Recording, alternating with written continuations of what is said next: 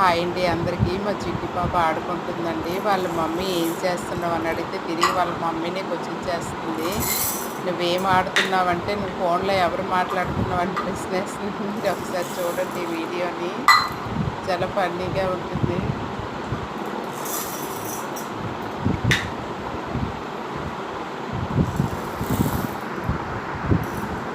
ఏం చేస్తున్నావమ్మా పండు? ఓయ్, ఏం చేస్తున్నావు? నువ్వేం చేస్తున్నావు? ఎవరికి చేయలేదు కానీ చూపిస్తాను. ఎవరికి చేయలేదమ్మా, ఫోన్ ఎవరికి చేయలేదు, నేను మామూలుగా పట్టుకున్నాను. నువ్వేం చేస్తున్నావు?